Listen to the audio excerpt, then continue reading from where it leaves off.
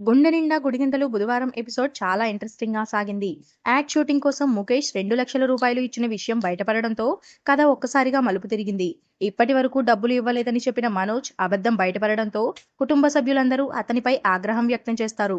ముఖ్యంగా బాలు తనదైన స్టైల్లో రెచ్చిపోవడం ఎపిసోడ్ కు హైలైట్ గా నిలిచింది. మొదట మనోజ్ తప్పించుకోవడానికి ప్రయత్నించినా బాలు రవి ప్రశ్నల దాడికి తట్టుకోలేక చివరికి నిజం చెప్పాల్సి వచ్చింది. ఈ క్రమంలో రవి కోపంతో టేబుల్ ఎత్తడం ఇంట్లో ఉద్రిక్తతను మరింత పెంచింది. వెంటనే సత్యం కలగజేసుకొని ప్రశాంతంగా విషయం తెలుసుకోవడానికి ప్రయత్నించాడు. ఈ యాడ్ ఐడియా ఎవరిది, డబ్బులు వచ్చాయా వంటి ప్రశ్నలకు మనోజ్ సమాధానాలు చెప్పాల్సి వచ్చింది. చివరికి షూటింగ్ తరువాత ఇవ్వాలని అనుకున్నానంటూ కవరింగ్ ఇచ్చినా ఎవరూ నమ్మలేదు. ఇక కోపం అదుపు తప్పిన బాలు రవి కలిసి మనోజ్పై చేయి చేసుకోవడం సన్నివేశానికి హై వోల్టేజ్ డ్రామాను తీసుకొచ్చింది. సత్యం కూడా అసహనం వ్యక్తం చేస్తూ మనోజ్ను మందలించాడు. ఆ తర్వాత రోహిణిని పిలిచి ఈ విషయం తెలుసా అని అడుగగా ఆమె కూడా నిజం చెప్పడంతో పరిస్థితి మరింత ఉద్రిక్తంగా మారింది. మీనా, శృతి ఇద్దరూ తీవ్రంగా స్పందిస్తూ మనల్ని మోసం చేశారు అంటూ ఫైర్ అయ్యారు. శృతి అయితే చీటింగ్ కేసు పెట్టాలని డిమాండ్ చేయడం సన్నివేశాన్ని మరింత వేడెక్కించింది. ఈ గొడవ మధ్య సత్యం జోక్యం చేసుకొని వెంటనే అందరికీ వారి డబ్బులు ఇవ్వాలని మనోజ్కు ఆదేశించాడు. తప్పించుకునే మార్గం లేక మనోజ్ ఒక్కొక్కరికి 25,000 చెల్లించాడు. అయితే ప్రభావతికి మాత్రం 15,000 ఇస్తానని చెప్పడంతో మరోసారి వివాదం చెలరేగింది. చివరకు ఇప్పటికే 10,000 ఇచ్చాను అని చెప్పడంతో ప్రభావతి షాక్కు గురైంది. తాను మోసపోయానని గ్రహించిన ప్రభావతి కోపంతో మనోజ్పై విరుచుకుపడింది. చివరికి రోహిణి కూడా మనోజ్ను తీవ్రంగా మందలిస్తూ ఇది నీ ఆశపడి చేసిన తప్పు అని తిడుతూ కొడుతుంది. ఇక సీరియల్లో మరోవైపు కథ మరింత ఉత్కంఠభరితంగా మారింది. రవి ట్రాక్లో కొత్త ట్విస్ట్ చోటు చేసుకోవడంతో ప్రేక్షకుల్లో ఆసక్తి పెరిగింది. నీతు ఆకస్మికంగా రవికి ఫోన్ చేసి రెస్టారెంట్ బాధ్యత తీసుకోకుండా ఇలా ఎలా ఉంటావు అంటూ తీవ్రంగా మందలించడం కథకు కొత్త మలుపు తీసుకొచ్చింది.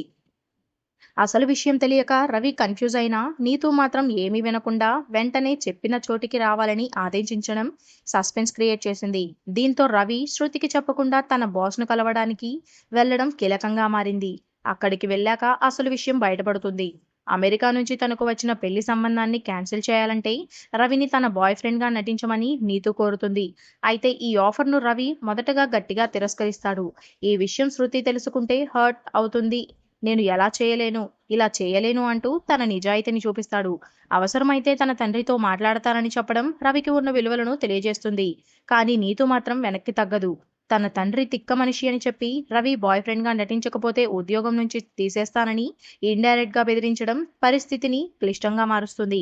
చివరికి జాబ్ కోల్పోతాననే భయంతో రవి బలవంతంగా ఒప్పుకోవడం సన్నివేశానికి ఎమోషనల్ టచ్ ఇచ్చింది. ఇక మరుసటి రోజు రవి పూర్తిగా మారిపోయినట్టుగా టిప్ టాప్ గా రెడీ అవ్వడం ఆసక్తికరంగా చూపించారు. నీతు ఫోన్ చేసి లుక్ గురించి అడగడం, బ్లేజర్ వేసుకోమని చెప్పడం అన్నీ కలిసి సన్నివేశాన్ని మరింత రియలిస్టిక్ గా తీర్చిదిద్దాయి. అయితే రవి ఇలా రెడీ కావడం చూసిన శృతి అనుమానం వ్యక్తం చేయడం కథలో మరో టెన్షన్ ఎలిమెంట్ ను తీసుకొచ్చింది. రవి మాత్రం అసలు విషయం దాచిపెట్టి బాస్ మీటింగ్ ఉంది అంటూ తప్పించుకోవడం గమనార్హం. శృతి ప్రశ్నలు పెరగడంతో ఎక్కడ దొరికిపోతానోనని ఆతృతగా వెళ్లిపోతున్న రవి బ్లేజర్ మర్చిపోవడం కీలక మలుపుగా మారింది. అదే బ్లేజర్ ను తీసుకొని శృతి అతన్ని ఫాలో అవుతుంది. నీతో ఫోన్ చేసి హోటల్కు పిలవడంతో అక్కడికి వెళ్లిన రవిని వచ్చిన వ్యక్తికి తన బాయ్ ఫ్రెండ్ గా పరిచయం చేస్తుంది. ఈ పరిస్థితిలో రవి కూడా మేమిద్దరం 2 సంవత్సరాలుగా ప్రేమలో ఉన్నాం అంటూ డ్రామాను కొనసాగిస్తాడు. దీంతో ఆ వ్యక్తి వారిద్దరి ప్రేమను నమ్మి పెళ్లి ప్రపోజల్ను వదిలేసి వెళ్లిపోవడం కీలక ఘట్టంగా మారింది. పెళ్లి క్యాన్సిల్ అయిందన్న ఆనందంలో నీతు రవిని హక్ చేయడం అయితే కథలో పెద్ద ట్విస్ట్ కు దారితీసింది. అదే సమయంలో అక్కడికి వచ్చిన శృతి ఈ సీన్ మొత్తం చూసి షాక్ అవుతుంది. రవి ఎంత చెప్పినా ఇది డ్రామా మాత్రమే అది నమ్మక ఆగ్రహంతో అక్కడి నుంచి వెళ్ళిపోతుంది. పరిస్థితి మరింత క్లిష్టంగా మారుతుంది. నిజం చెప్పమని రవి నీతును కోరగా ఆమె మాత్రం పరిస్థితిని సీరియస్ గా కాకుండా సరదాగా తీసుకుంటూ మనిద్దరం నిజంగానే ప్రేమలో ఉన్నాం అంటూ శృతికి షాక్ ఇస్తుంది.